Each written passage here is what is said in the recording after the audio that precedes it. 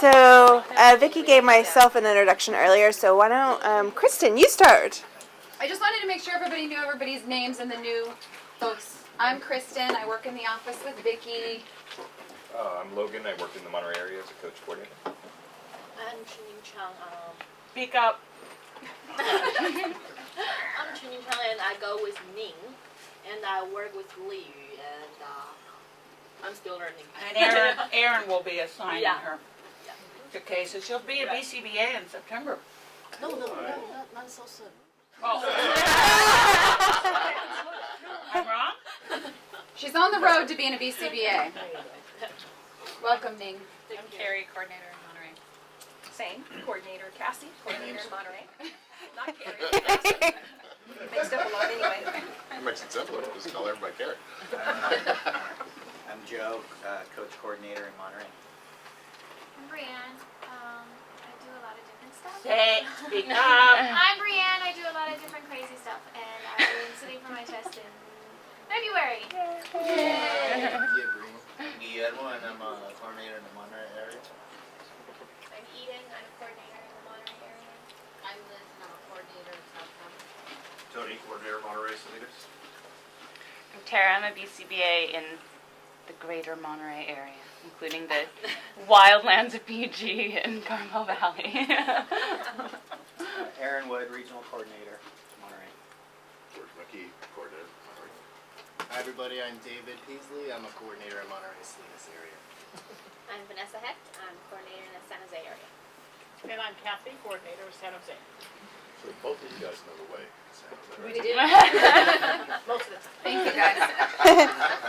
All right, good point. Thank you. Didn't even think about that. Okay, so now we're going to talk about latency. Latency data reports on how long it takes for a response to begin. So you say, go pick up your toys. How long does it take for them to actually go pick up their toys? Or start, this math problem, how long does it take them to start on the math problem? Okay, so latency to start in general. Can be good when you want to measure compliance, fluency with a task, working to reduce inattention, those kinds of things. Vicki, you look like you wanted to say something. No, I Okay. was drinking coffee. Okay. Oftentimes confused with. Remember, I'm allowed to hit you. And I'm taking the data. How many times That would you be hit accurate. Logan. Look at that. Yes. All right, these are actually the cons, not the pros. But it can be difficult to collect good data. Data is dependent on recording when the direction was given and when the response started. So it can be kind of hard to get a good accuracy in latency. Can you get a clicker or a timer? Is it time data? It can be, yeah. So change it to cons on this slide. Is that what you said? Yes, change that to so cons. change the word pros to cons on this slide. Your hint is it says it can be difficult.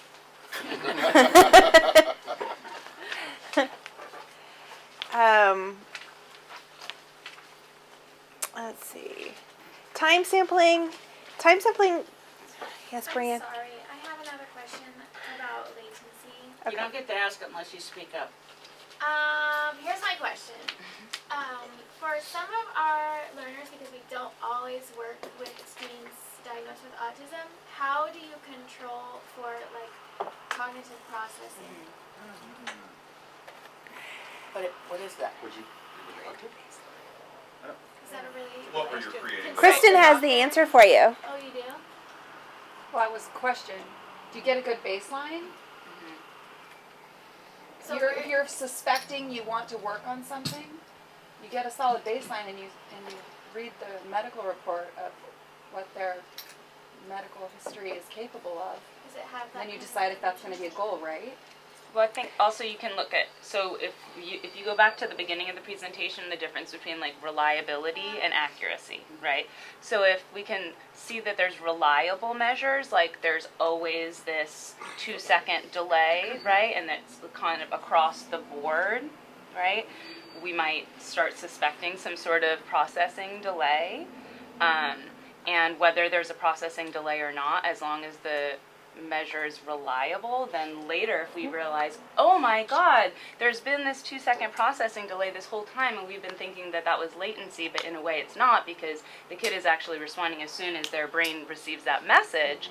As long as the data was reliable, even though it kind of wasn't accurate, we can then just go back and subtract those 2 seconds and then it would then be accurate. Or Accurate, but not precise.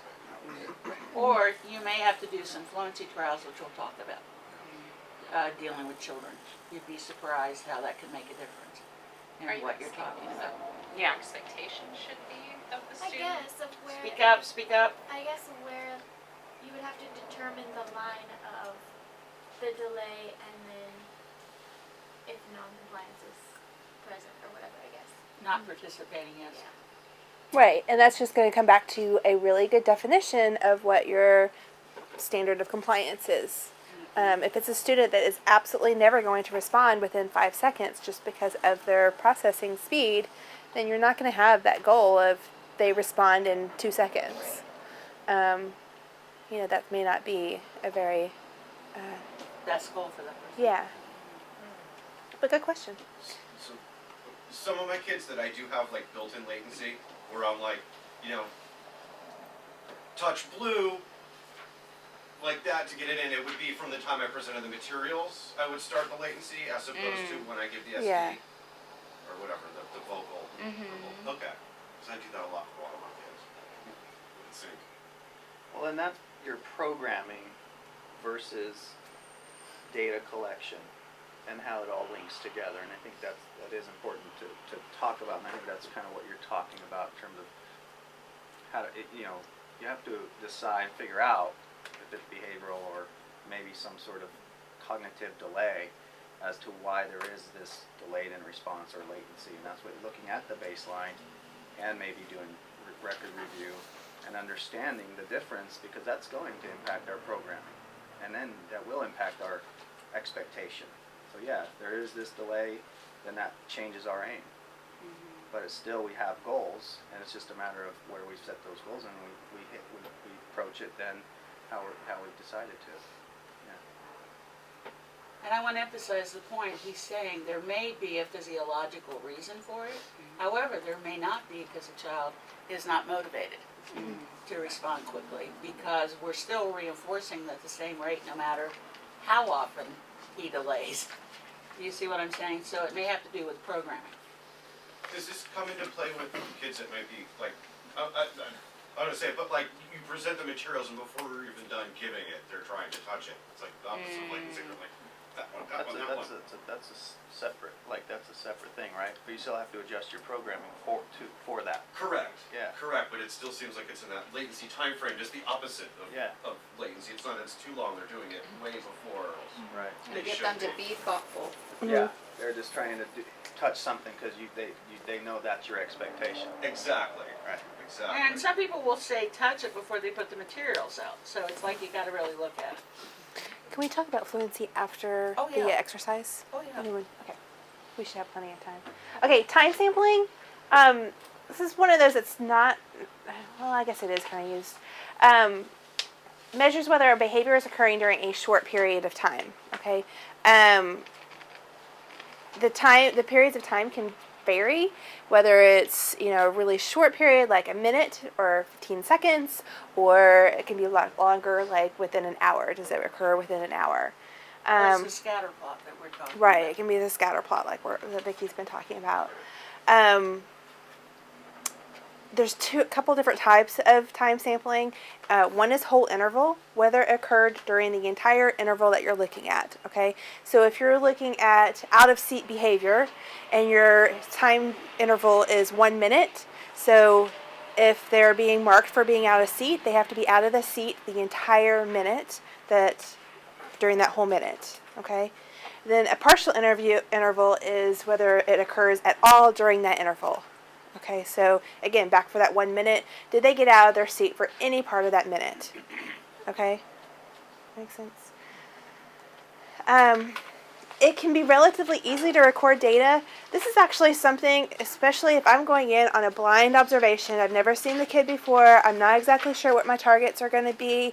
I will often set up a data sheet with 1 minute intervals, and I can record all kinds of things. I'll have, blank columns, I'll record antecedents, I'll record what the teacher's doing, I'll record what the student's doing. I'll even record sometimes what other kids are doing if it seems like it pertains to whatever it is that I'm looking at. I'll record consequences. So I'll do my whole ABC thing in 1 minute intervals, and it can get me a lot of data all at once.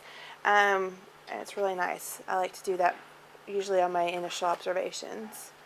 But you're not expecting the other staff to do No, that. I'm not expecting anyone else to do it, but I'm just letting everyone know this is one of the things that I like to look at.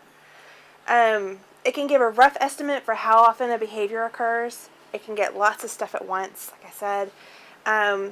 Good for behaviors that are fairly frequent that other measures may prove difficult to take, such as measuring attention to task, self-stimulatory behavior. You got the kids that spin or flap or whatever it is that they do. And things that are not as discrete. Right. That kind of goes back to Aaron's Right. question. Absolutely.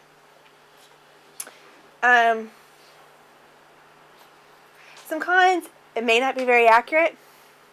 Whole interval tends to underestimate how often a behavior occurs since it has to occur during the entire interval.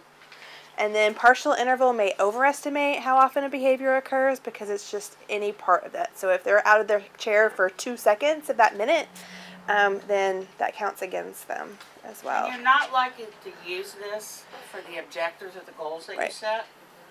This is just for you to study the situation.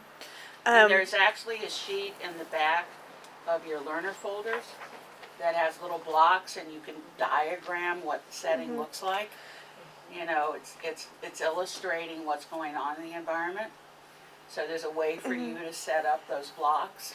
And what Vicky's talking about with the scatter plot, I mean, this basically is a time sampling thing. The data sheets that you guys use for the participation and non-participation, and even for the undesirables, because you're not always necessarily recording how many times it occurs. You're saying it occurred during this time period. So again, that's time sampling that you're using. Occurrence, not occurrence. Right. Intensity, that gives a rating based on how intense a behavior is. It may look at a variety of dimensions. So how hard, so can you hear the hit versus when you can't hear the hit. How many times, what the effects are. Does it leave red marks? Do items break? Are there holes in the walls?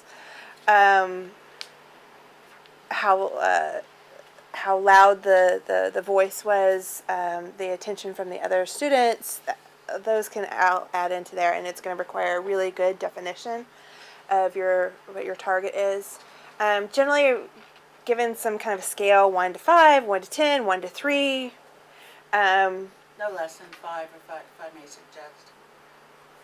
Can designate such as mild, moderate, severe. There's a lot of different kind of things. Some pros on it, it can give you a good idea of improvement in intense behaviors. So like we've been talking about from the beginning, we were talking about tantrums, how tantrums can change over time. It can be subjective depending on data collector.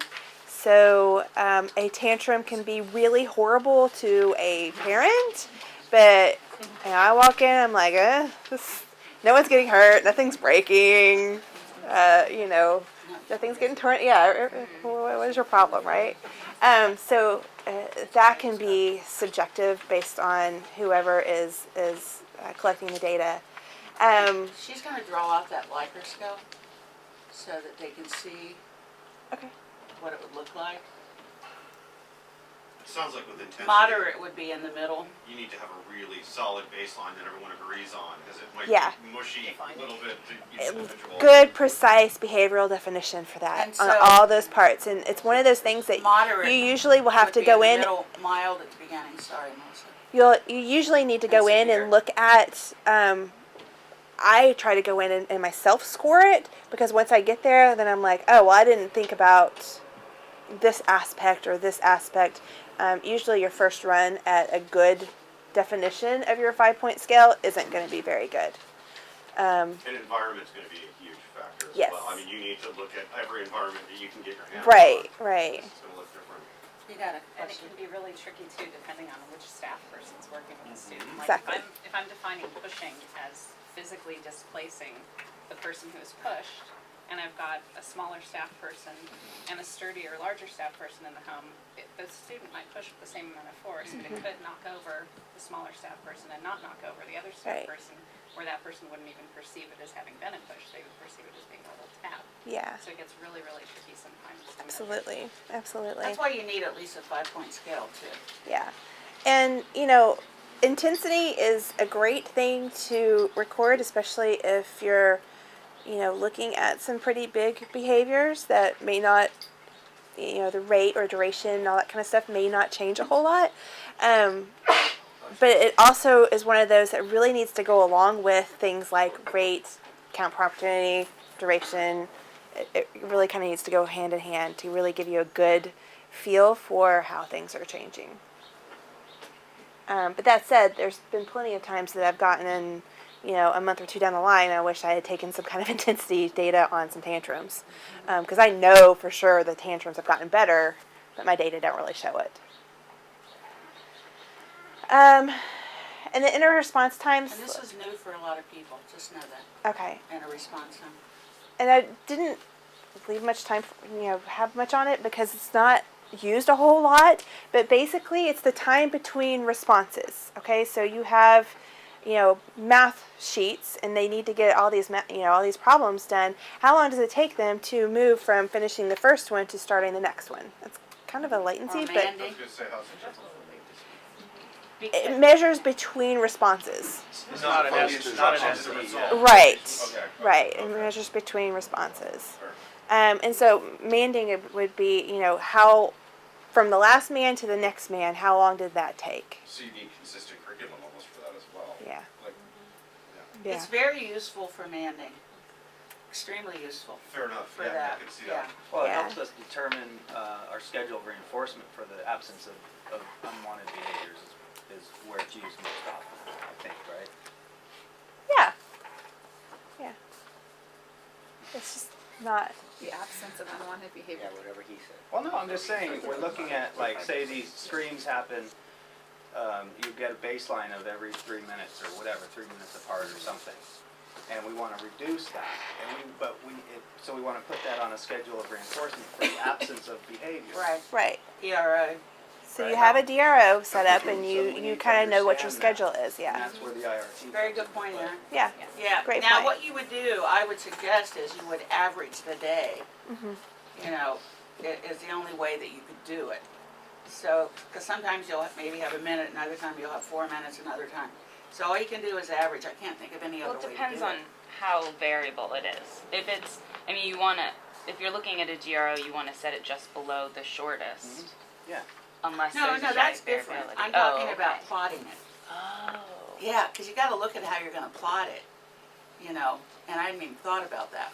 But I would think you'd have to average it Well, to plot it for the day, if you're plotting it for the day. Unless you put dots on the whole. You don't have to do hours.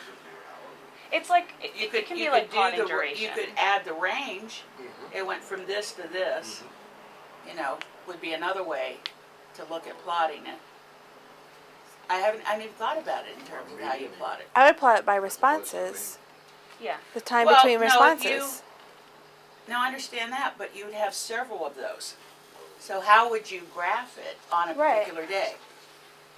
I would have responses across the bottom and the number on that day. It's You just can only the graph per inverse of day. the duration of responses. You could plot it Pardon? the same way as duration, but it's the inverse of that. Pardon? If it's a specific task that you're wanting for, you can be cumulative for the duration. You could do a of that cumulative task. record for that day. Yeah. Yeah, but most people don't know how to set those up.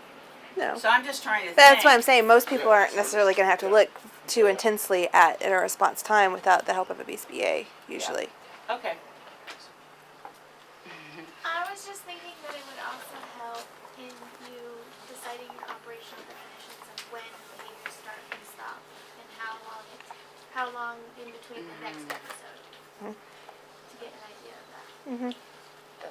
Maybe a useful way to, Speak up, George. yeah, maybe a useful way would also be to look at the total duration of the task, and then how much of that time was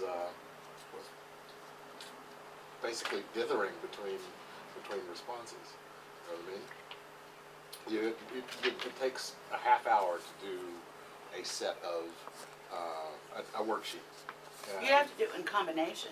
Yes. Yeah. You'd have to do duration, but you'd also have to do IRT. Yes, exactly. That's what I'm saying. Put the IRT, the inner response time, as what percentage or what proportion of that 30 minutes was just he's fooling around. That'll give you an idea whether they're just fooling around or is he actually sitting and working throughout. You know what I'm saying?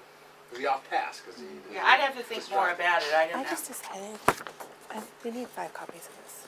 Can you do that real fast? 5 total. Yeah. Okay. Thank you. Sorry. Gee. I know we were gonna maybe after the exercise talk about fluency. Can we talk about trials to criterion too? Because I've been finding that to be very helpful, and that goes along. Yeah. When we talk about fluency. Yeah. Yeah. Yeah, I remember that. Not. You want to talk about trials to criteria? Well, while she's making those copies, do you want to talk about fluency real quick? You had a point that you Yeah. wanted to make about that. We'll come back to that. Yeah. Will you bring up your concern about? Oh, sorry. All right. Let me tell you this. There's going to be 3 units that are going to be released hopefully in the next month on fluency. How to do fluency sessions. Okay. How to plot actually on the acceleration chart, although it will be done Thank for you, you. Kristen. But if you wanted to do a separate graph, you would learn about this. Okay. Those of you that are certified as coaches actually have to earn units this coming year. Every 3 years, you'll have to have 18 units to maintain your certification. But those of you that are not certified as coaches yet, I want you to get certified. But you'll need to go through these fluency units. They're not very long, and they were developed by Michael. Fabrizio. With me, all right? And I've had them for like 8 years. And they haven't been released because we didn't have good video. All right. The fluency piece is true mastery of whether or not, I don't care what kind of skill it is, but you're looking at getting a child to a place where they really know it. They can really discriminate how to answer under a display of things or whatever you're doing. But now they can meet the aim that's set for them. Do you understand what I'm saying? So they can do it really quickly and they can do it really well over time to a point where you don't even have to worry about whether or not it's very well learned, because 2 months later they should meet the same rate. That's just like a given rule if someone becomes very fluent. That doesn't start until later on in the curriculum, where it really begins. So if you have kids with motor problems, you might be able to start it sooner. You might be able to bring it in clinically, where they're practicing doing certain exercises, and there's a booklet that's available for that Michael wrote. So fluency is really critical, and I'm sorry you haven't been educated on it, but I just finally got the videos available to do that, okay? The example I always use is the ice cream example, which Go sounds ahead. mean, but it's great if Billy can raise his hand, and we've taught him to raise his hand. If Billy can't raise his hand when the teacher says he wants ice cream, Billy's not going to get ice cream if he's raising his hand 2 minutes later. He needs to be able to raise his hand like that. It's not a functional skill if we haven't taught it to fluency. Which may affect your question about processing. A Yeah, lot of his hand behavior and analysts won't even acknowledge processing unless they've done fluency exercises. All right, fluency exercises means you're going to get a lot of responses per minute. And so the child learns to go much quicker.